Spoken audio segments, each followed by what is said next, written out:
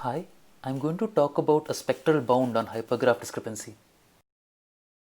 So let's start off with some basic notation. In this talk, H is always a hypergraph on the vertex set n, so I will denote a hypergraph by the set of its hyperedges. Here's the problem setting.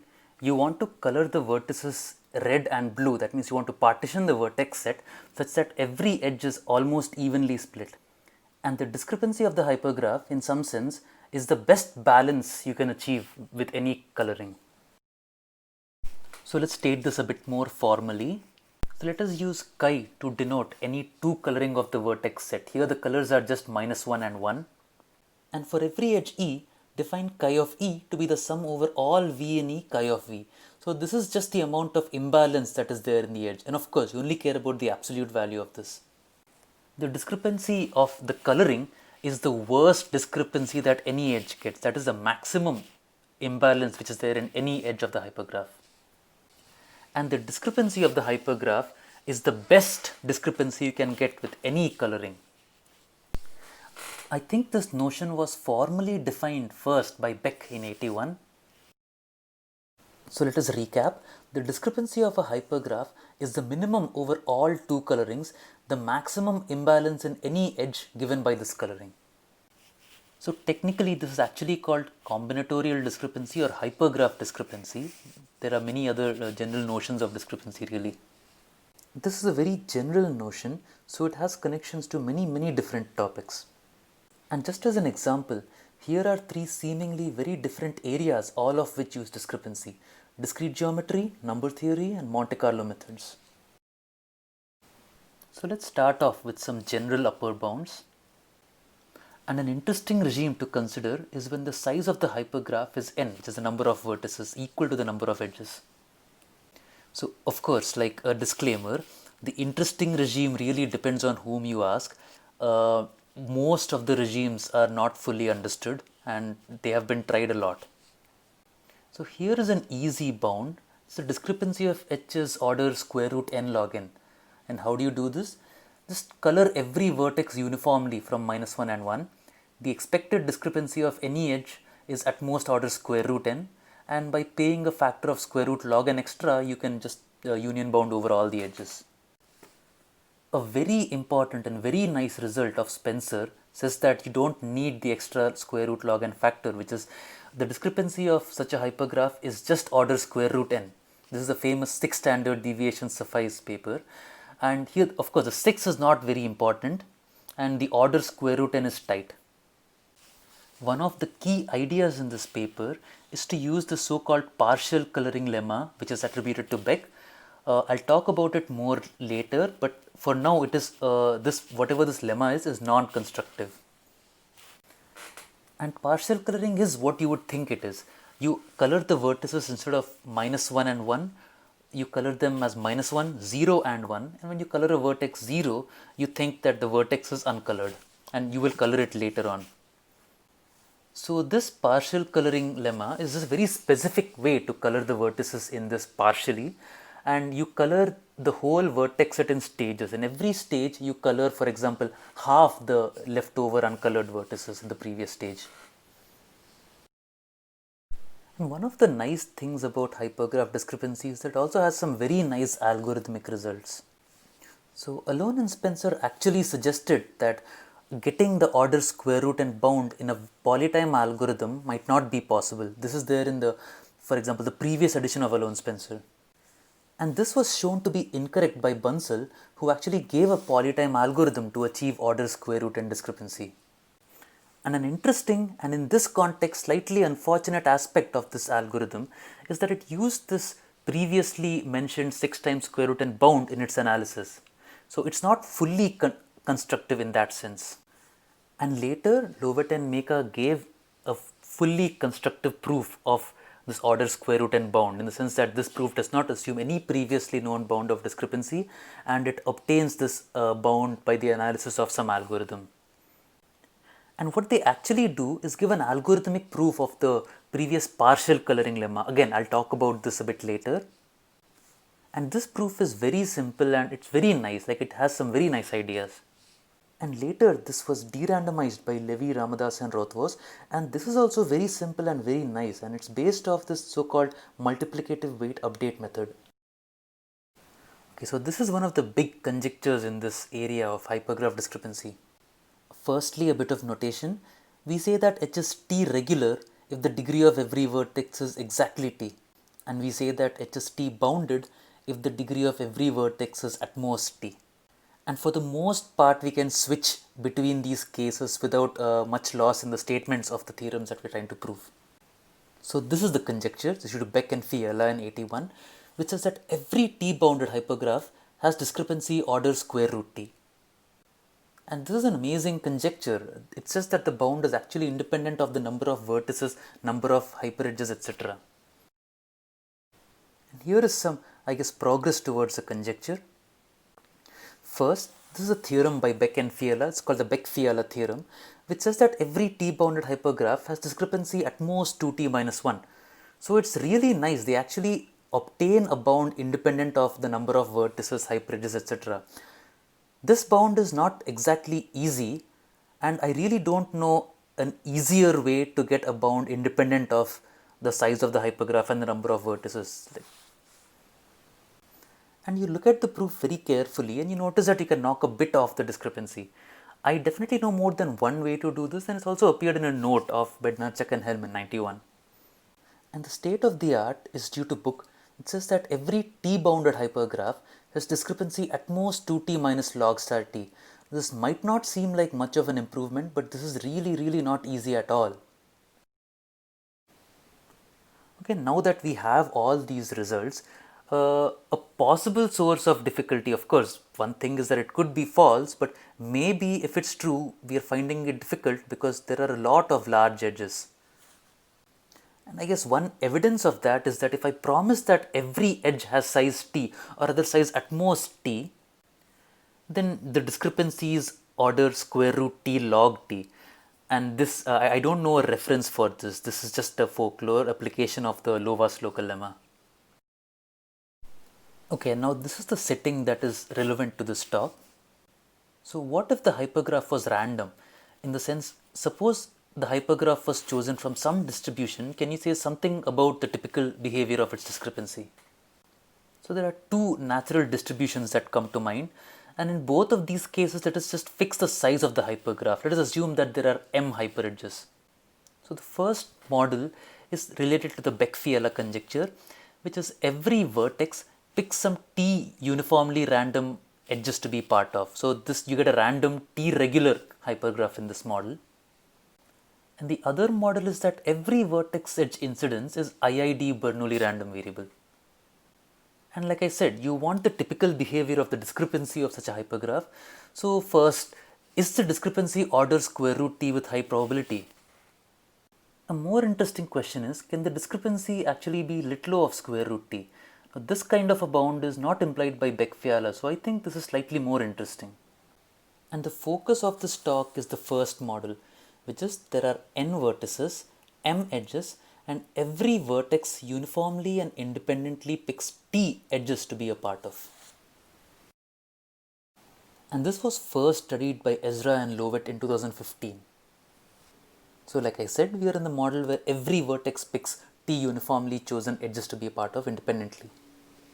So what they proved was that if the number of edges was at least order n, then the discrepancy of h is order square root t log t with probability at least 1 minus exponentially small in t. So first scope of improvement is, do you really need this extra square root log t factor? So can you not prove the Beck-Fiala conjecture for random t regular hypergraphs? Secondly, the Beck-Fiala conjecture is stated for every t. So for example, can I not say that when t is a constant, the discrepancy is order square root t with high probability, that is tending to 1 as n tends to infinity? And thirdly, does the hypergraph actually need to be of the order n? So does it not hold for smaller hypergraphs? So an observation, if t was omega of log n, then this theorem would be easy, because every edge would have size order t, and then we are back in the setting where we could use this Lovász local lemma. So the real problem here was when t was very small, and the problem they had to deal with was that some edges are much larger than the average edge size. So this was improved in a later paper by Bansal and Meka. The theorem statement says that the discrepancy of the previous hypergraph is order square root t with probability 1 minus it low of 1, but provided t is at least order log n squared. So not only should t be growing, but it should be growing at least as a certain function of n. But the one advantage here is that this also holds for dense random hypergraphs, which is the case when there are many more vertices than hyperedges. So this is also a very interesting regime, and I'll talk more about it at the end. So a bit more notation which will be useful to state the main theorem. So let M be the incidence matrix of the hypergraph. That means it's a matrix whose columns are given by the vertices, the rows are given by the edges, and an entry is just whether or not a vertex is contained in an edge. And let us define lambda of the hypergraph to be the maximum norm of MV, where V ranges over all unit vectors orthogonal to the all ones vector. So this is supposed to be slightly analogous to the second eigenvalue of graphs. So here is the main theorem statement. If H is T regular, then the discrepancy of H is at most order square root T plus lambda. And this also comes with an efficient algorithm to output such a coloring. And as a corollary, we obtain that if H is a random T regular hypergraph with omega n hyperedges, where T is little o of square root n, then with probability at least 1 minus poly n, the discrepancy of H is order square root T. So the proof technique is only limited to the case when T is little o of square root n, but the other case is already handled by Bansal and Meka. And the reason I'm saying it's a corollary is pretty much what you'd expect. It is that if H is a random T regular hypergraph with at least order n edges and where T is little o of square root n, then with probability at least 1 minus poly n, lambda of H is at most order square root T. This follows in a very straightforward way via an existing proof technique of Khan and Semeridi from 1809, so I really won't talk about this one. Okay, let's start off with the proof ingredients. So we'll use this theorem of Lovett and Meka. It says that if you have a hypergraph and some constants associated with the edges satisfying this condition, which is summation of e to the minus c square over 16 is at most n over 4, then there is this vector x in minus 1, 1 to the n, which is kind of like the partial coloring, such that firstly, the discrepancy of every edge with respect to this partial coloring is at most square root of the size of the edge times this constant. Secondly, for at least half the vertices, this partial coloring is actually either 1 or minus 1. That means it's a proper coloring for at least half the vertices. And finally, this coloring can be found efficiently. And this is different from the previous partial coloring that I explained, in the sense that now the coloring can be any real value between minus 1 and 1, not just 0, 1 or minus 1. So we'll use this theorem to color the vertices in stages. So in every stage, we'll use this theorem to color half the remaining uncolored vertices.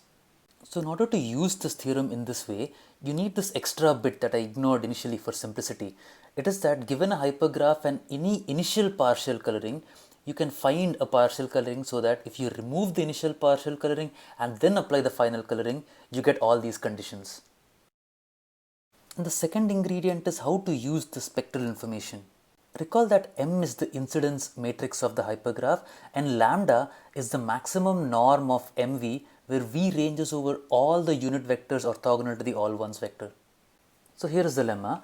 It says that for any S subset of the vertices, where S is an alpha fraction of the vertices and a positive real number k, there is a subset of size at most k to the minus 2 times alpha n, such that any edge that is not in this subset has very close to alpha fraction of its vertices contained in S. So like I said, lambda is somewhat like the second eigenvalue of a graph. This is somewhat like the expander mixing lemma. It roughly says that an alpha fraction of vertices contain an alpha fraction of most edges. So here's the main idea behind the proof. So first off, let's just assume that lambda is big O of t. Otherwise, Beck-Fiala theorem just gives you that the discrepancy bound is at most 2t minus 1, which is just big O of lambda. And this is not really needed. You can make a very slight modification to what I'm about to say to kind of make it work in this case too. This is how it's done in the paper, but here it's just convenient to assume this. Okay, so let's see. How does a typical edge look like? Firstly, it has size big O of t, and when you color half the vertices, you think that half of the vertices of this edge also get colored. And so if you color using the Lovitmeka partial coloring, the total discrepancy incurred by this edge is at most summation over square root t over 2 to the I, which is order square root t. And kind of the main point here is that if lambda is small, then most edges are typical, and by most I mean something like 99%. So say you believe this, say you believe that most edges are typical, but still discrepancy needs to be small for every edge. So what about the other edges? So let us recall the Lovitmeka partial coloring theorem. It says that if you have a hypergraph and some constants associated with the hyperedge satisfying some conditions, then there is a partial coloring that does some good things. And in particular, let us just stare at this condition that is supposed to be satisfied by these constants. And here is kind of an inspiration. The point is that any small fraction of them can be made to be zero at the cost of, say, at most doubling the others. Okay, so let's start with the proper proof sketch. Firstly, we color the vertex set in stages. So, for example, the zeroth stage is just the set of all the vertices, and let's call that V0. So, Vi is the set of all uncolored vertices at stage I. So, we are coloring half the uncolored vertices in every stage. So, the size of Vi is kind of half the size of Vi minus 1. Also, for an edge E, Ei is the set of all uncolored vertices of the edge E in the ith stage. So we kind of said something about what it means for an edge to be typical. So let's just try to formalize that. Or rather, let's just try to formalize what it means for an edge to be atypical. So by Di, let us denote all the edges that are too large at this stage. By too large, I mean edges whose size is more than 100 times t at stage I. And let Bi be the set of all edges who did not reduce proportionately when you colored the vertices. So Bi is the set of all edges such that Ei differs from 2 to the minus I times E by at least 10 lambda. And as I mentioned in the previous slide, we'll make sure that both these kind of edges get discrepancy 0 when we color the vertices this time. And also, we realize that the main point was that these atypical edges are very few in number. So that's what this claim is saying, that Bi and Di are both very small, at most 2 to the minus I n over 100. So bounding Di is just Markov's inequality, and bounding Bi requires that expander mixing lemma type statement from a couple of slides ago. And as a result, we get that the contribution from this type of atypical edges to the main summation is very small. Okay, so those were the atypical edges, and now let's see how to handle the typical edges. So for L at least 1, let's split the set of all edges into these sets Al, where Al contains the sets which are of size from 100 times 2 to the L times t to 100 times 2 to the L plus 1 times t into these like dyadic intervals. And so recall that if any edge has size more than 100 times t, we don't give it any discrepancy in that stage. So intuitively, Al is the set of all edges that you hope to start giving non-zero discrepancy to after L stages. And so by Markov's inequality, the size of Al is at most 2 to the minus L times n over 100. And for every edge E in Al, let's define Ce to be this quantity. Now this only makes sense if I is greater than L, because if I is less than L, Ce is 0. And that makes sense because if for stages less than L, the edge E was probably too large, and if it was not too large, then it became small because it reduced in a very atypical fashion. So in either case, it gets discrepancy 0. So the point of choosing the constants like this is when we write down whatever we are interested in, we can split the sum up according to the Als and show that it's small. So I'll just pause for a couple of seconds here. So we have that the conditions of this Lovitmeka partial coloring theorem are satisfied. And all that's left is to observe that this theorem now gives us a partial coloring with whatever properties we want. And when you sum up the total discrepancy incurred, it turns out to be order square root t. By the way, everything I said was not entirely true. There is a caveat. So let us recall how this set Bi was defined. It is all the edges such that in the ith stage, they differ from 2 to the minus I times their size by at least 10 lambda. And so everything I said before is only guaranteed as long as the size of the edge is omega of lambda. And when that's not the case anymore, just give up and say that the discrepancy of the edge is now at most big O of lambda. And so that's pretty much most of the ideas of the proof. Filling in the remaining gaps is not that hard. I'll just pause a bit again. Okay, let's move to this case that I promised. What if the size of the hypergraph was much smaller than the number of vertices? So there is this result of Bansal and Meka, which shows that the discrepancy of h is almost surely order square root t, but provided t is omega of log n square. So personally, I think that the discrepancy in this stage should be actually much smaller than square root t. And so here's a concrete conjecture, is that if the size of the hypergraph is big O of n over log n, then with high probability the discrepancy of h is actually a constant. And here is kind of an inspiration for this conjecture. And by the way, most of the results here actually predate this conjecture. So firstly, there is this result of Ezra and Lovett, which says that the conjecture is true as long as h is much less than n to the 1 over t. And more recently, there was this theorem of Franks and Sachs, which said that the conjecture is true as long as the size of h is at most n to the 1/3 up to polylog factors. And this is also somewhat related. Let's get back to the case where every vertex edge incidence is IID Bernoulli P, where P is some constant. So there is this theorem of Hoburg and Rothhaus, which says that if the size of h is n to the 1/2 times some polylog factors, then with high probability the discrepancy of h is big O of 1. And so this is very similar to the result of Franks and Sachs and came out almost at the same time. And it's also a constant when the size of h is big O of n over log n. And that's all I have to say. Thank you. Please let me know if you have any questions.